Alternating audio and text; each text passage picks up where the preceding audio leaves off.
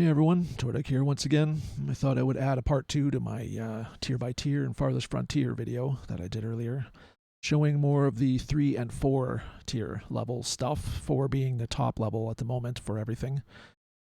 One of the pitfalls that will happen is if you plan too much ahead before you get to these tiers and you have your desirability going up so high that everything wants to flip immediately, you can see the amount of houses, 50 or 100 houses being flipped over at once that all cost 25 gold, 8 bricks, etc. Things that you're just starting to learn to make in tier 3 and tier 4 will be used up pretty quickly, including the money. If you're not really fairly well off, you will find your bank account is drained very quickly as well, just from houses upgrading in a mad rush, I guess, to get them all done, which will happen if you, I guess, play well. You kind of get penalized, I would say, if you're thinking that far ahead and having everything done. If you have, the materials and the money and things sitting by, that's great, but it still does clog up the workers or the builders for quite a while as they do all the upgrades, so they won't build as efficiently new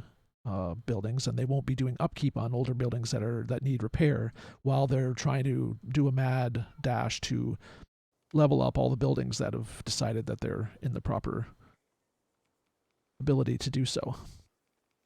I would say number 2 is the cost of materials for things like the armory and the blacksmith when you're doing armor and weapons and things. I'm going to just pause it here so I don't fall too behind.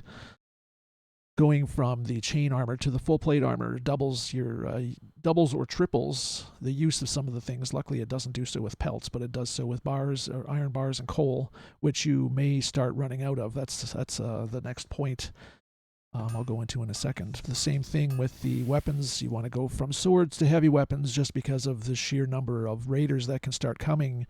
When you get near the end game, they'll be over 100, 200, 300. They'll be demanding tributes and doing all kinds of things, and it depends really on how powerful your army is, if you can defend yourself, or just dole out gold, I guess, is another option, which I haven't done yet, but when they request it, they will give you the option, we want this much gold or we're going to attack, and you can either tell them to get lost or pay them the money and invite them to get lost. Either way. The next thing would be the cow barns. I have found since patch 8, they've done a lot of work on these cow barns. They're much more efficient, work really well now. However, I find that upgrading these to the 20 cow barn over the 10, it does take twice as many people. It does house twice as many animals. It takes twice as much food, etc. But you do not gain twice as many items produced. It's about 35% or so more than a single, like the lower level cow barn. So depending on how your setup is and how much space you have, of how efficiently everything is working, you may want to use up more space and add more of the lower end cow barns instead of upgrading, and save yourself the workers for that little extra bit that you'd end up getting from that. I think 15 or 20% more.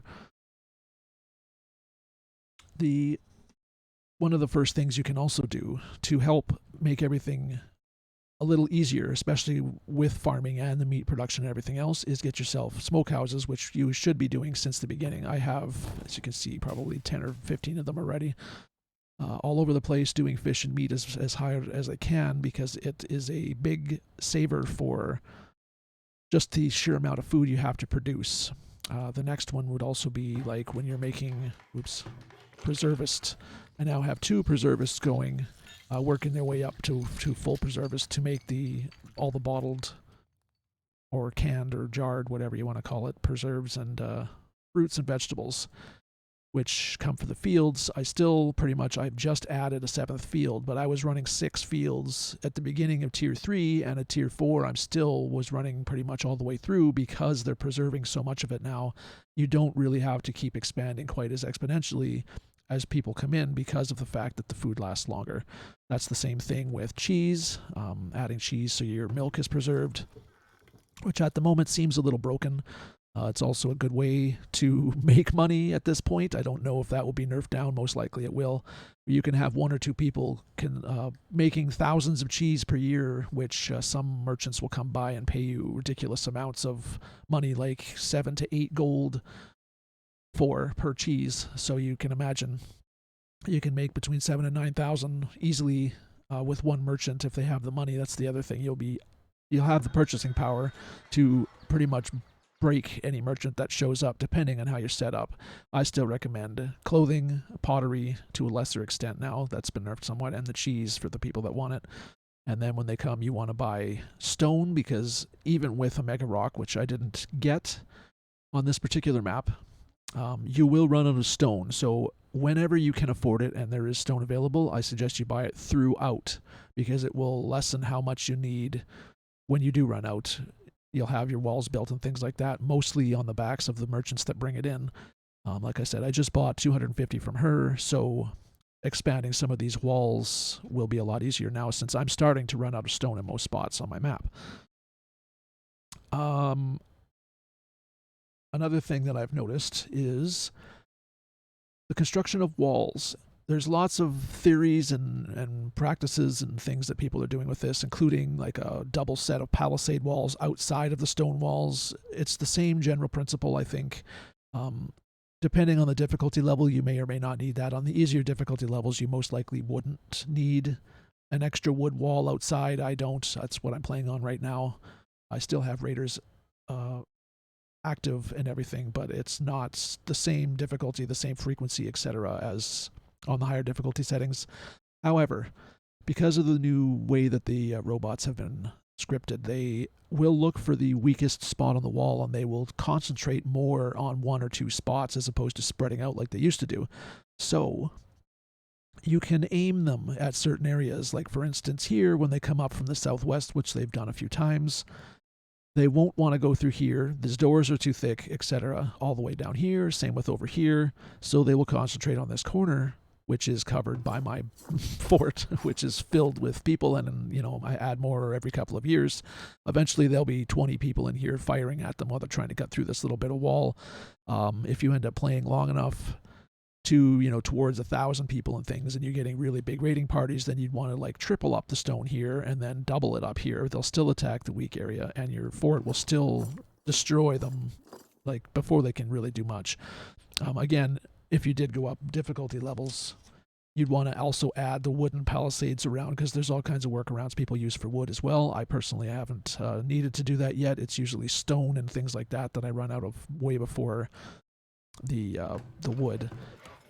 They set the tree growth and regrowth setting way higher in patch 8, so if you're only running 2 people per work camp, you should be perfectly fine farming areas, but they will constantly be telling you we can't find stone once you get to a certain point. Like you can see most of the map, I have a little bit of stone over here and a little bit across the river here that I'm now getting into at the final, because it's very inefficient, very far away, but that's all that's left. So it is what it is. You need to either buy it if you can, but merchants aren't always going to carry it, or farm it right to the end, and then that may be what makes you close down, or at least slow way down on your building and expanding.